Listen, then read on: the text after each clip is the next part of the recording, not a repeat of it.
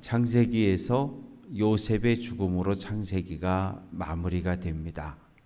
아브라함과 이삭과 야곱 그리고 요셉의 죽음으로 이제 한 세대들이 마무리가 되게 되고, 이제 그 가족들이 기근을 피해서 7년 풍년, 7년 흉년 엄청난 기근을 피해서 애굽 고센 땅으로 집단 이주를 하게 되는데 70명입니다. 가족 전체가. 그런데 요셉의 가족들은 애굽에 있었으니까 그 가족들을 빼고 나머지 66명이 이주를 하게 되는데 1절부터 7절까지 말씀 속에는 이제 이사한 사람들의 명단이 기록이 되어져 있습니다. 6절 말씀 보면 요셉과 그의 모든 형제와 그 시대의 사람은 다 죽었다.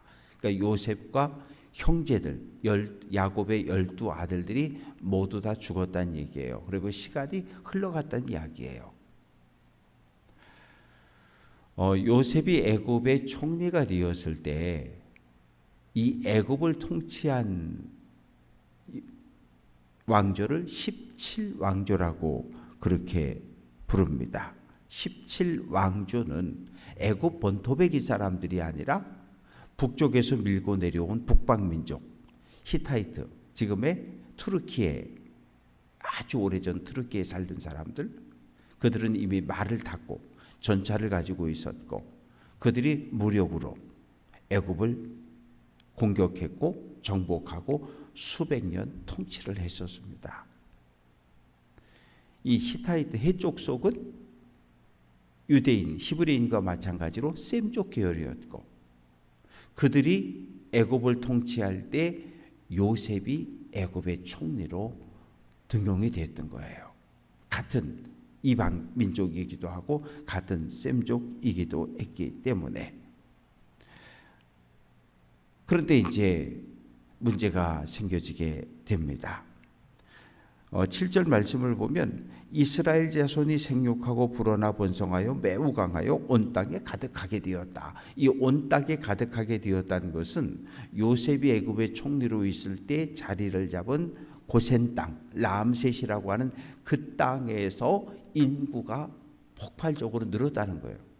그렇다고 해서 애굽 사람보다 많느냐? 그렇진 않아요. 애굽 사람과 비교할 땐 적은 숫자입니다. 그러나 분명한 것은 엄청나게 고센 땅에 꽉 찰 정도로 이 요셉의 가족들이 늘어났습니다. 그런데 8절, 요셉을 알지 못하는 새 왕이 일어나 애굽을 다스리더니, 요셉을 알지 못하는 새 왕이 세워졌다는 얘기예요. 이건 뭐냐면 왕조가 바뀌었다는 거예요. 고려는 500년 동안 왕시성을 가진 사람들이 왕을 했잖아요. 왕조가 뒤집어지고 바뀌었잖아요. 어떻게 바뀌었습니까? 이시.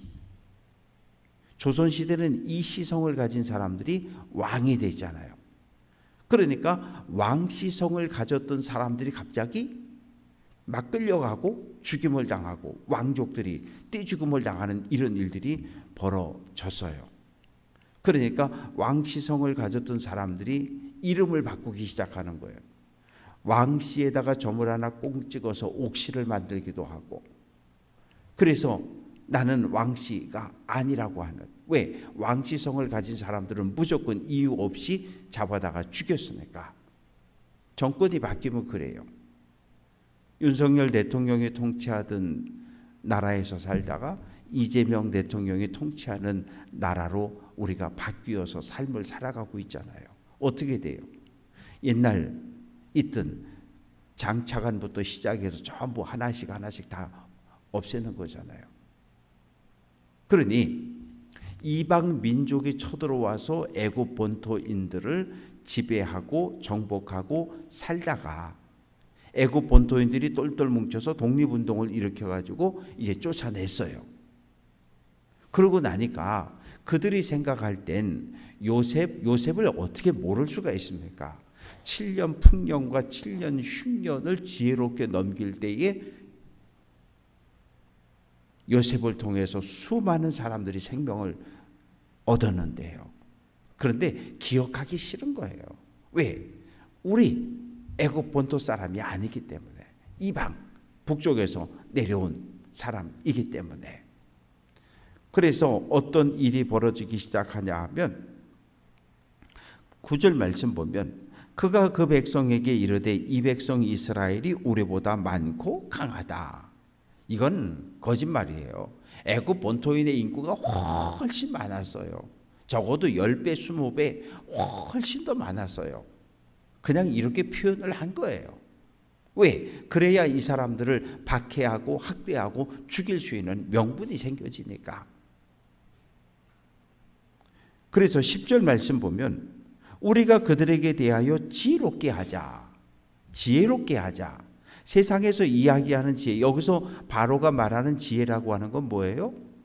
만약에 또다시 해족속 히타이트처럼 이 북쪽에서 애굽을 공격해 올 때에 고센이라고 하는 건 국경선에 위치한 지역이니까 요셉의 후손들, 야곱의 후손들, 저놈들이 북쪽에서 쳐들어오는 민족하고 연합해 가지고 애굽을 공격하고 침략하고 약탈하고 다시 자기네 땅으로, 나라로 돌아가면 어떡하냐. 그러니까 우리가 어떻게 하면 저 히브리인들의 숫자를 줄일 수 있을까? 여기서 말하는 지혜라는 건 그거예요. 어떻게 하면 그렇게 크게 표를 내지 않고 저 고센 땅에 살고 있는 요셉의 후손들을 싹 정리할 수 있을까? 지혜를 내봐라. 이 애굽 본토인들의 입장에서는 큰 유익을 가져올 수 있는, 히브리인들을 멸망시킬 수 있는 좋은 방안을 내놓으라는 거예요. 그러자 첫 번째 한 사람이 손을 듭니다. 바로 중노동을 시킵시다. 아침부터 저녁까지 해 뜨자마자 두들겨 깨워서 끌어내서 해 질 때까지 하루 종일 일을 시킵시다. 명분도 얼마나 좋습니까? 북방 민족이 쳐들어올지 모르니까 국고성을 쌓으라고. 국고성이라고 하는 것은 전쟁에 대비해서 전쟁 물자를 쌓아두는 성을 이야기하는 거예요. 그래서 국고성을 여기저기다 짓는데 그 규모가 어마어마하게 큰 거예요. 그러니 아침부터 저녁까지 강제로 끌려 나가서 하루 종일 노역. 이게 일반적인, 우리가 예를 들어서 그저 우리가 출근해서 아침 9시부터 오후 5시까지 하루 8시간 일하고 퇴근하고, 이게 아니라 아침 6시 해 뜨자마자 끌어내서 저녁에 8시 해 넘어갈 때까지 하루 종일 일을 시키는 거죠. 그러면 어떻게 돼요? 피곤하니까 집에 가서 전부 쓰러져 자니까 아기들을 못 낳으니까 인구가 줄어들게 될 거다. 그래서 첫 번째 중노동을 시켰는데, 문제는 12절 말씀을 보면 학대를 받을수록 더욱 번성하여 퍼져 나갔다. 인구조사를 해보니까 인구가 계속 늘어나는 거예요. 아기가 계속 태어나는 거예요. 그래서 야, 이거 말고 안 되겠다. 두 번째, 다른 방법을 좀 누가 좀 내놔봐라. 그랬더니 바로 산파를 불러다가 산파를 협박해가지고 산파로 하여금 남자아이가 태어나면 죽이고 여자아이만 살리게 합시다. 또 이렇게 국무회의를 해보니까 대단히 지혜롭잖아요. 그래서 박수 해가지고 박수 치고서 산파 둘을 부릅니다. 십부라 부하라고 하는 이 두 사람을 불러왔어요. 그리고 이제 바로는 살아있는 신이잖아요. 살아있는 신이 이 산파를 죽일 수도 있고 살릴 수도 있는 그 고난을 가진 살아있는 신이 협박을 하는 거예요. 이리 와봐. 내 말 잘 들어. 내가 너희에게 월급에다가 보너스까지 해가지고 더 줄 테니까 히브리 여인이 아기를 낳는다고 연락을 받으면 가가지고 아기를 낳으면 정신을 잃어버릴 거 아니야 잠시? 그러면 그때에 이렇게 살펴서 아들이 태어나면 목을 졸라 죽이고 딸은 살려도 그런데 오늘 말씀을 보면 17절, 산파들이 하나님을 두려워하여 애굽 왕의 명령을 어기고 남자 아기들을 살린지라. 그러니까 살아있는 권력자, 바로가 불러다가 협박을 하고 보너스 준다고 회유도 하고 그러면서 협박을 했는데, 살아있는 권력을 가진, 나를 죽일 수도 있고 살릴 수도 있는 눈앞에 있는 바로를 두려워한 게 아니라 눈에 보이지 않지만 살아계신 하나님을 두려워한 거예요. 그래서 남자아이들을 죽이지 않아요. 그러니까 바로가 산파를 불러다가, 야, 내가 남자아이들은 죽이라 그랬잖아, 왜 안 죽여? 그랬는데 이 산파들이 대단히 지혜롭습니다. 19절 말씀을 보면, 바로요, 히브리 여인은 애굽 여인과 같지 않습니다. 애굽 여인은 아기를 낳고 나서 정신을 잃어버리는 일들이 많이 있지만, 저 히브리 여인들은 건장하다는 거예요.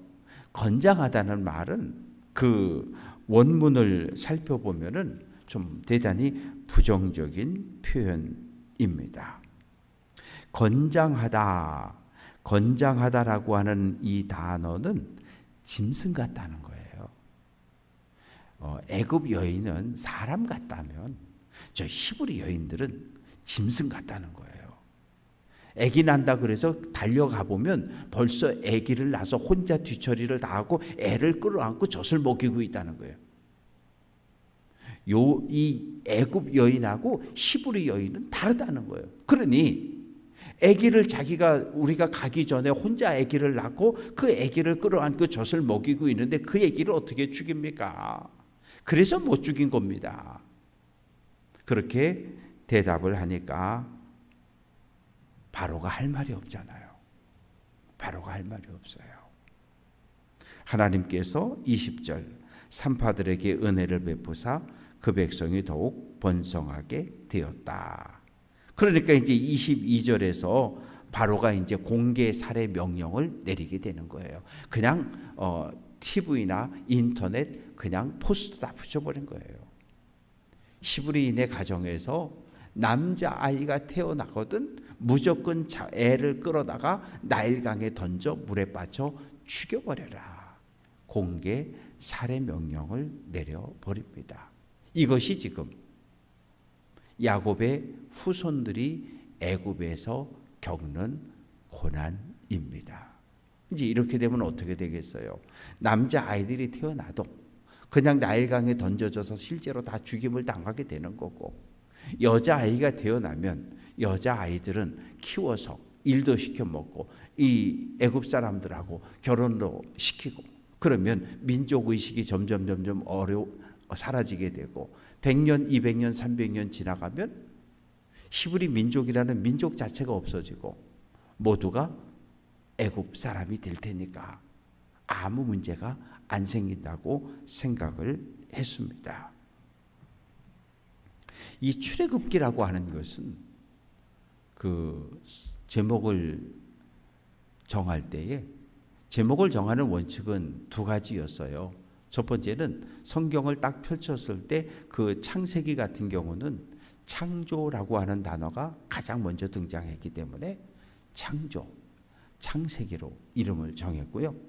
출애굽기 같은 경우는 두 번째 방법은 성경 전체를 읽어봐요. 읽어볼 때 가장 자주 등장하는 단어, 문구에서 제목을 정하는데, 출애굽기를 읽어보니까 애굽을 떠났다, 애굽을 떠났다, 애굽을 떠났다, 탈출했다, 이런 표현이 계속 반복하고 있기 때문에 요 성경은 출애굽기, 애굽을 떠난 이야기로 제목을 정하자. 그래서 출애굽기라고 하는 이름이 정해지게 됩니다.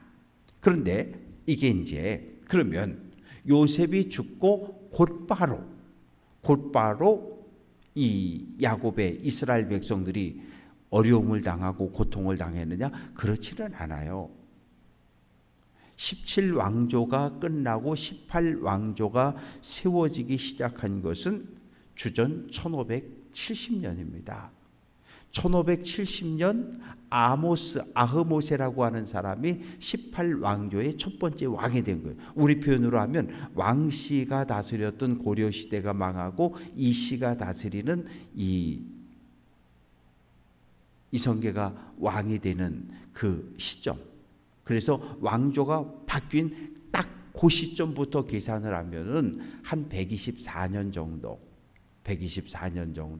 애굽에서 중노동과 아주 엄청난 고난과 고통을 겪었던 거고, 만약에 모세와 거의 동시대를 살았던 이 아흐모세의 손자가 되는 투투모세 1세를 기준으로 한다면 한 80년에서 90년 정도 고통을 당한 거예요. 그러니까 애굽에 내려가서 430년을 살았는데 한 300년은 평안하게 산 거예요. 300년은 그냥 아무 문제 없이, 왜? 요셉이 애굽의 총리였기 때문에 요셉의 덕을 본 거예요.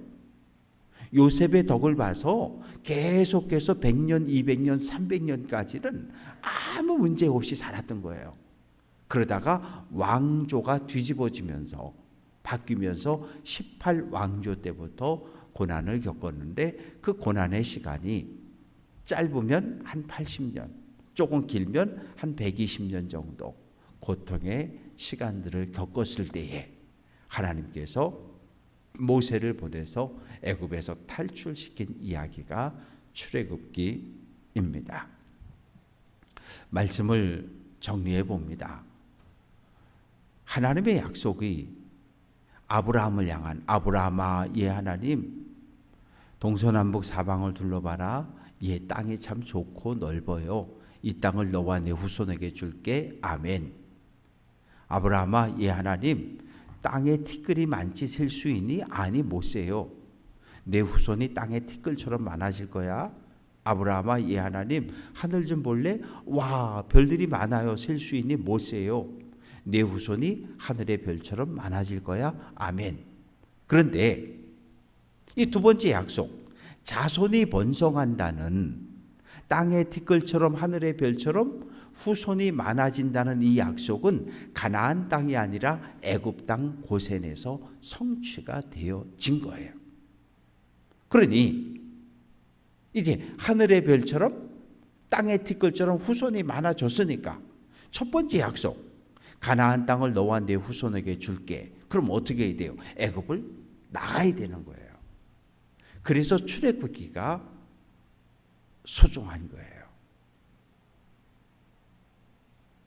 첫 번째 약속이 성취되려면, 애굽에 살면 가나안 땅을 너와 내 후손에게 준다는 이 약속은 이루어질 수가 없어요. 그래서 하나님께서 고센 땅에서 인구가 늘어나게 하셨고, 인구가 늘어났으니까 이제 고난과 고통과 괴로움 속에서 하나님 우리를 살려달라고, 우리를 구원해달라고 부르짖고 외치게 만드시고, 그리고 모세를 세워서 애굽을 탈출시키는 이야기가 출애굽기입니다.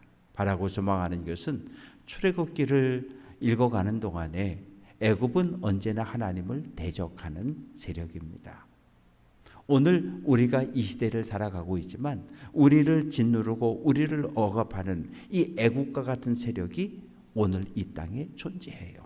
때로는 이단이, 때로는 세상 권력자가, 때로는 만몬의 신이 우리의 삶을 억누르고 지배하고 있다면 그것이 바로 애굽이고 그것이 바로입니다. 그래서 일제시대 총독부는 출애굽기를 읽지도 못하고 설교도 못하게 했어요. 왜? 출애굽기를 딱 읽으면 해석이 필요 없어요.